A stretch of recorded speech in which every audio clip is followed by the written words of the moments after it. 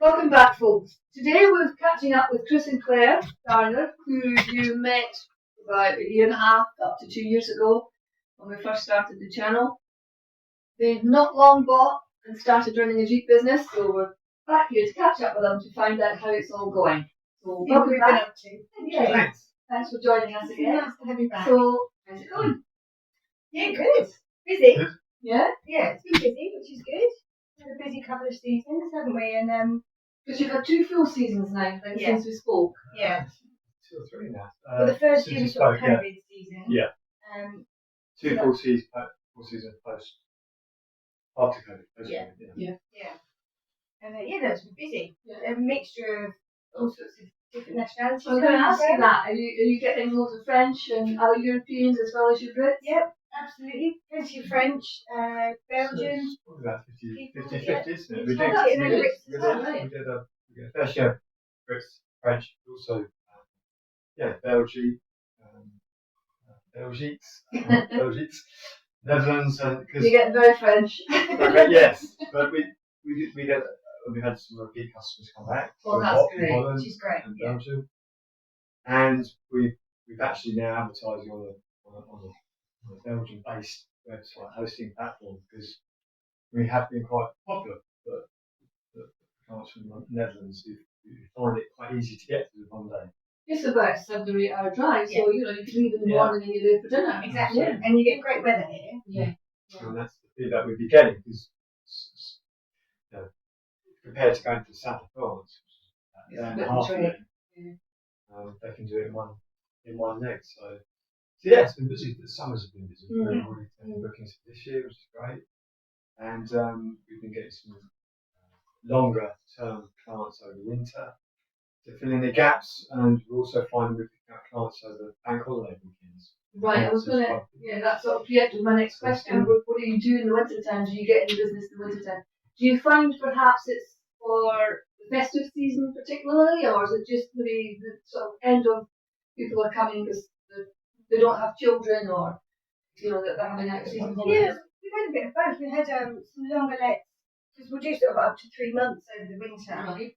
So we had some people here who were here for a couple of months because they were working. They were Brits actually, but they were working and doing sort of fairs in the area, so they used us for base and went off. We've had French workers, some like building kind of workers. So it's been all sorts of things really. It does tick over in the winter, which is quite nice. And some people just want to get away from the UK for the winter. Yeah. Just for a break. They know it's quiet, they can come out here and walk and trek and quite happy with it. Countryside and get away from it. At Christmas we tended to have French people, Yeah. perhaps visiting family in the Yeah. area. Yes, because you're set up where you can open your 2 separate sheets into one big family unit. Yeah.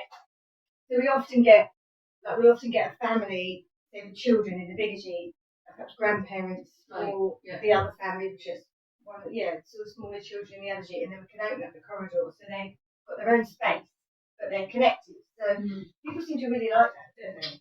Yeah, it works really well for the larger families and groups. We've had cycle groups. I was going to ask you about that. Sorry. I don't know why I want to think about it. Just carry on. I'll just drink my coffee. Yeah, but it's another option. Yeah, because it's such a good sort of cycle network. It's the Bonne, isn't it? There is 1,000 kilometres of cycling groups in one day. So we've had quite a few cycling groups, and then we do breakfast for them as well. So we offer sort of extra for that, and then and because we've got secure, they can put their bikes in the garages because obviously they all have big bikes, and so we can lock their bikes up at night, and so that's been really nice actually. Yeah, and also the winters it's not as busy as the summer, obviously, but it's also a chance to sort of catch up on some renovations and some refreshing the sheets and the garden. There's always things to do. Over the winter, they will get a fresh coat of paint. Yeah, so it's an opportunity to do that. The winters here, I've only been here a couple of years, but they tend to be quite short and fairly mild, so there's an opportunity to sort of get in the garden and do some preparation work for the summer ahead, and likewise inside, just fresh things up there. Yeah, because you've got some new additions to the family. We have ducks and chickens. Yeah, so you can offer your fresh egg every day. Yeah, fresh eggs every day. Yeah. And they're really friendly as well. Actually, I guess it's really You haven't named them, I have you? have. Oh. Oh God, yeah. They're part of the family. They are huge time wasters because you just go down and well, I do. I spend hours with them. But so we've sort of changed our land a bit. So we're growing vegetables, which again is quite time consuming, but that's good. We've got the land to do it. So the winter is sort of preparation of the land and growing veggies and looking after ducks and chickens. Yeah, it's been a bit of an experiment, isn't it? Gardening, but we're trying to become a little bit self-sufficient. Yeah. You've done a really good job of growing a few veggies and a bit of fruit here and there because we have the temperature here for it. And the climate's great for it. We've got fruit trees here as well. Yeah. I noticed too, you've also got your solar panels. Yeah. So yes. So that, I mean, your self-sufficiency, I mean, we can all remember, no doubt, the good life in the 1970s, but you really have sort of taken it on board. Yeah, my friends and family now call me Barbara. Good luck. And I have dungarees and everything. And The orange and blue ones. So we just, I don't know, but we try and be environmentally friendly anyway. That's kind of our philosophy. We try and we compost things and do all that kind of stuff. And when then we've got the solar panels and growing our own veg, we're trying to go that do way. as much as Energy and efficiency is quite important out here in France as it is everywhere. Really. But we're not eating the ducks and chickens. No, I'm not. They're pets. So the solar panels were here, but we've moved them around. We've got some ground-based ones, and that generates a bit towards our overall sort of energy costs throughout the year, with burners, etc. But we've also had to do some insulation work around the house because, as I said, energy efficiency is quite important here. It's an farmhouse; it needs looking after, and insulation is really important. Yeah. So that's actually taken up quite a lot of time. But we're getting there now. We've sort of done the majority of that sort of work.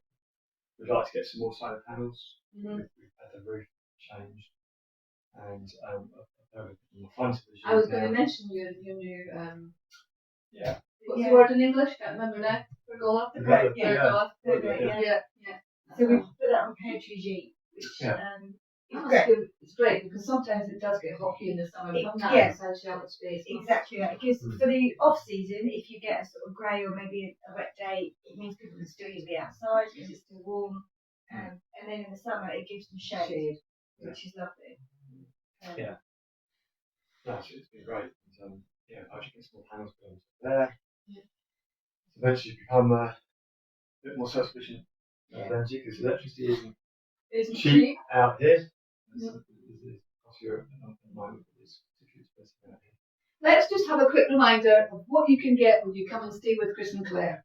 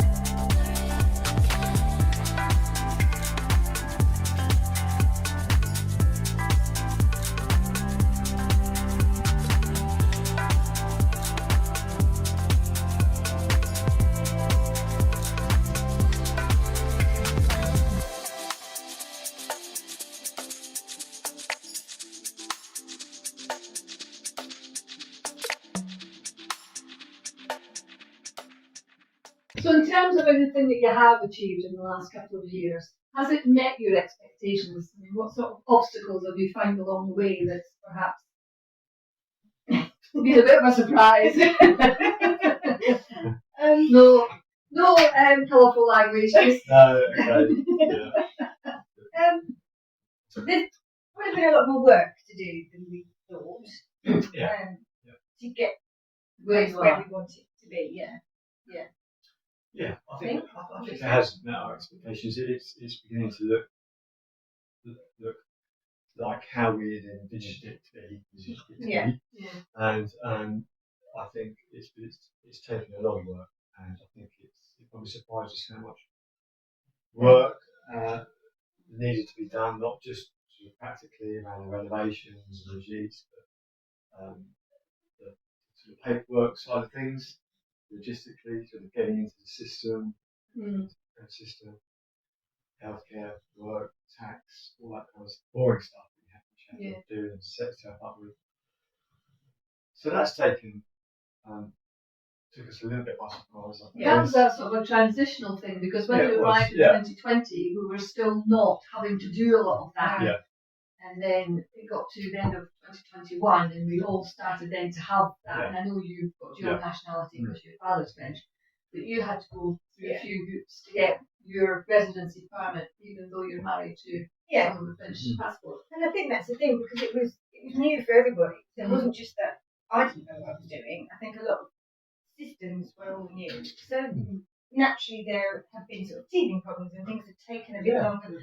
Plus there was a massive influx, I think, as well. So the numbers of people doing the paperwork and applying for things was quite high. So it took a bit of time. And it was patience is a good thing. Especially setting up a business in a foreign country is easy, but we're sorry, the dog's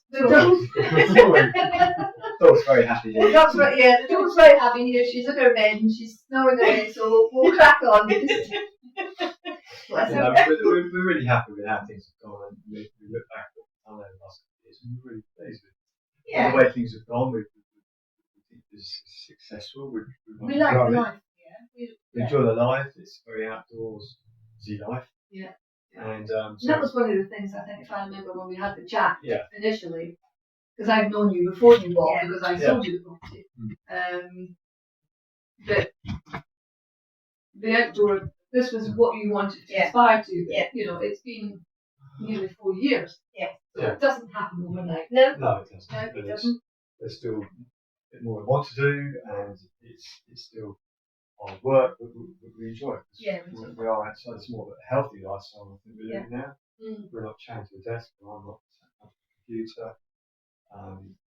And it's sort of on our own terms in terms of the work we do.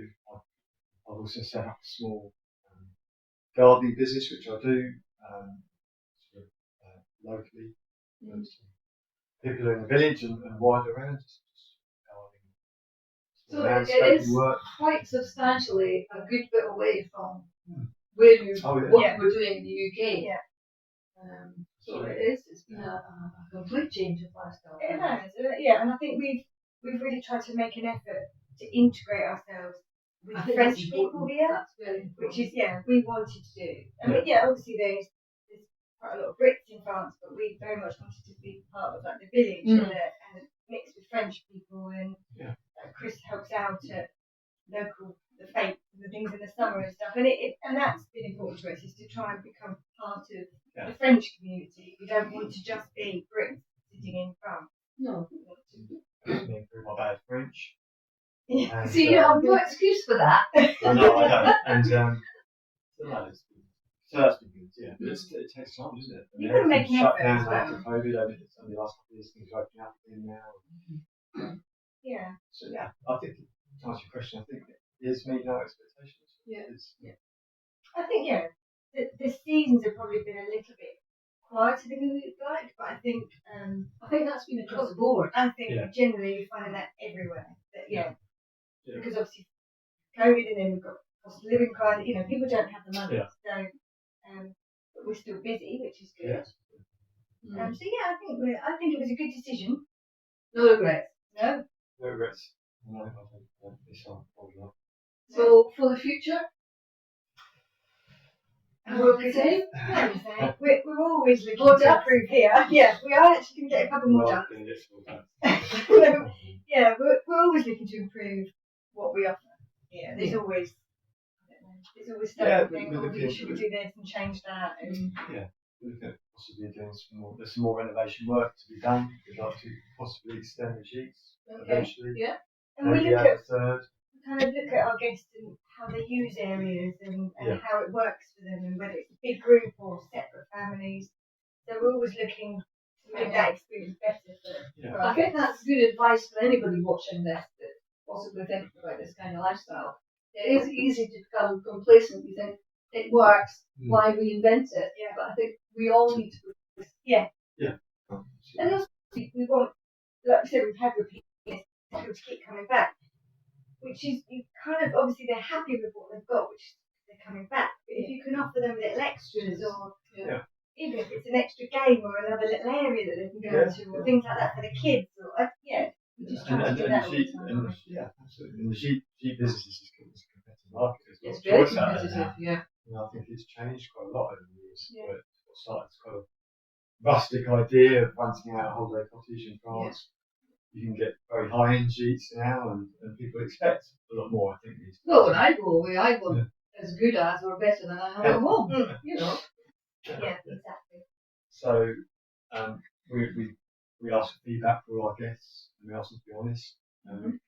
Like I say, we try and look to see what we can add to improve things, but you can't do everything straight away. And that's what it does, as you said earlier. So it takes time. Yeah. Because it takes time, it takes money, so you have to. We'd like everything done like this, like that, to make things perfect. But it's going to take a bit more time. So looking forward, I think it was always a 10-year plan, wasn't it, really? So more of the same and just slowly improve on year on year, really, in terms of what we offer. And then we'll see where that takes us. We've been here nearly 4 years. It's quite so quickly. Yeah, it does. It does.